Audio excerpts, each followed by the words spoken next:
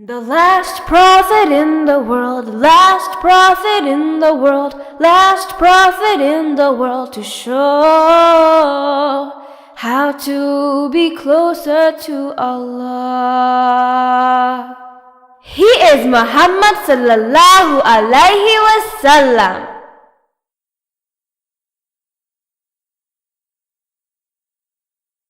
খাইবার যুদ্ধে বিজয়ী হওয়ার পর মুসলিমরা অনেক খুশি হয় এবং শত্রুদের থেকে নিরাপদ বোধ করে। তবে গোপনে কিছু ইহুদিরা হযরত মুহাম্মদ সাল্লাল্লাহু আলাইহি ওয়াসাল্লামকে হত্যা করার পরিকল্পনা করতে থাকে। একজন ইহুদি মহিলা নবীর জন্য উপহার হিসেবে একটি ছাগল রান্না করে, কিন্তু তার মনে একটি খারাপ পরিকল্পনা ছিল এবং সে মাংসে বিষ মিশিয়ে দেয়। নবী যখন খাবারের সময় মাংস চিবাচ্ছিলেন তখন অলৌকিকভাবে একটি হাড় তাকে বলে দেয় যে মাংসটিতে বিষ আছে। নবী তখনই মাংস ফেলে দেন এবং তিনি ভাগ্যবান ছিলেন কারণ তিনি মাংসটি খাননি। তবে দুর্ভাগ্যক্রমে সেই সময়ের মধ্যেই একজন সাহাবী সেই মাংসের কিছু অংশ খেয়ে মারা যান। খাইবার যুদ্ধের সময় নবী মাহিসা বিন মাসউদকে ফাদাক নামের অন্য এক ইহুদি রাজ্যে পাঠান। এটি হেল নামের একটি এলাকায় ছিল এবং সেখানে যেতে 2 দিন সময় লাগতো। প্রথমে তারা খাইবারের যুদ্ধে কে বিজয়ী হয় সেটি দেখতে অপেক্ষা করছিল, কিন্তু তারা যখন জানতে পারল যে খাইবারের যুদ্ধে মুসলিমরা বিজয়ী হয়েছে তখন ফাদাকের লোকেরা মুসলিমদের শাসক হিসেবে মেনে নেয় এবং খাইবারের লোকদের মতোই একই শর্তে রাজি ছিল।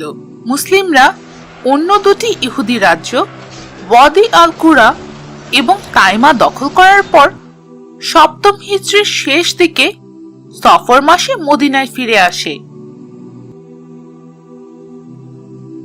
তোমরা যেমন জানো যে মুসলিমদের 3টি বড় শত্রু ছিল, কুরাইশ, ইহুদি এবং বেদুই। হুদায়বিয়ার শান্তি চুক্তি এবং খাইবারের যুদ্ধের পর মুসলিমরা অনেক গুরুত্বপূর্ণ 2টি দল কুরাইশ এবং ইহুদিদের নিয়ন্ত্রণ করতে সক্ষম হয়।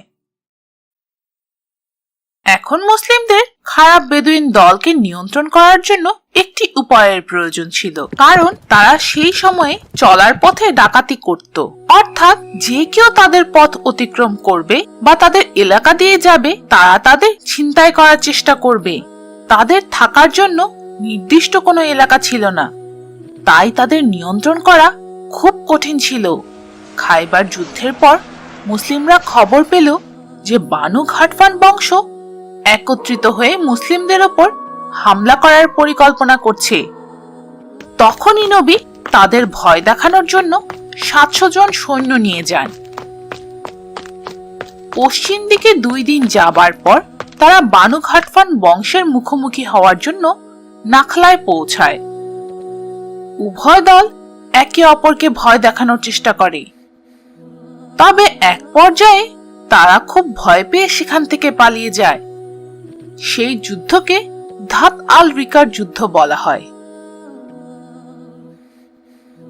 কোনো শারীরিক যুদ্ধ না করেই মুসলিমরা যুদ্ধে জয়লাভ করে। মদিনায় ফেরার পথে হযরত মুহাম্মদ সাল্লাল্লাহু আলাইহি ওয়াসাল্লাম একটি গাছের নিচে শুয়ে পড়েন এবং তার তলোয়ারটি একটি ডালে ঝুলিয়ে রাখেন। বাকি মুসলিম সৈন্যরাও গাছের নিচে ঘুমিয়ে পড়ে। হঠাৎ একজন খারাপ লোক এসে নবীর তলোয়ারটি নিয়ে নেয়। সে নবীকে জিজ্ঞেস করে, তুমি কি আমাকে ভয় করো? নবী জবাব দিলেন, মোটেই না। খারাপ লোক জিজ্ঞেস করল, নবীকে কে বাঁচাবে? হযরত মুহাম্মদ সাল্লাল্লাহু আলাইহি ওয়াসাল্লাম তাকে বললেন যে আল্লাহ তাকে রক্ষা করবেন। নবী একটুও ভয় পাননি দেখে লোকটি হঠাৎ ভয় পেয়ে তলোয়ার ফেলে দেয়।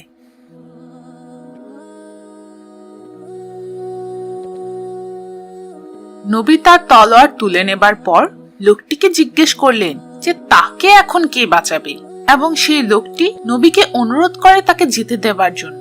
সে আরো ওয়াদাও করে যে সে আর মুসলিমদের সাথে লড়াই করবে না।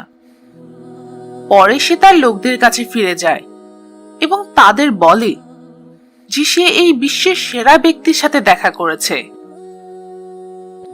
হুদাইবিয়ার শান্তি চুক্তিটি ৬ষ্ঠ হিজরির শেষে জিলকদ মাসে হয়েছিল। একটি বছর খুব ভালোভাবে কেটে যায়।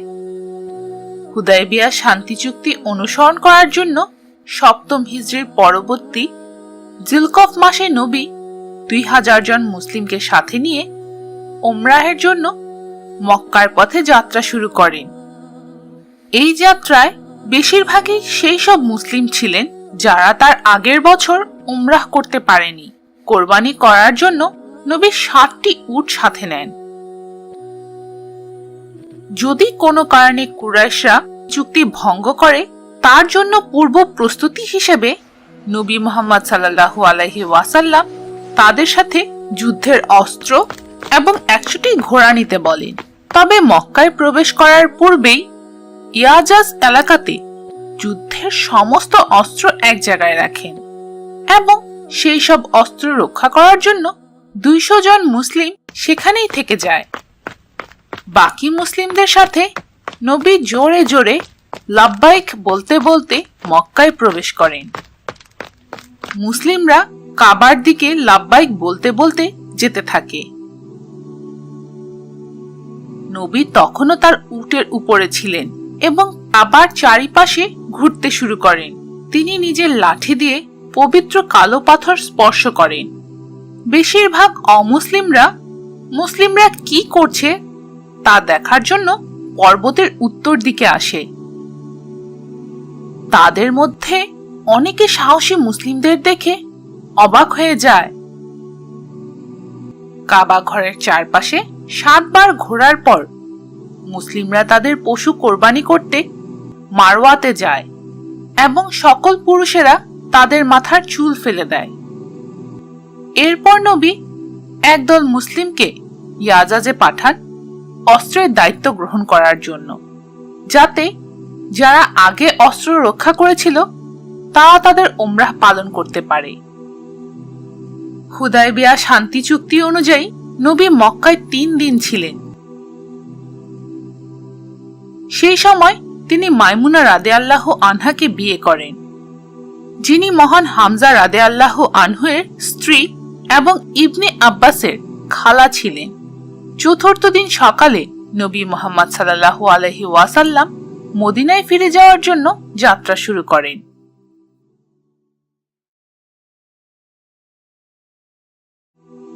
The Prophet Story.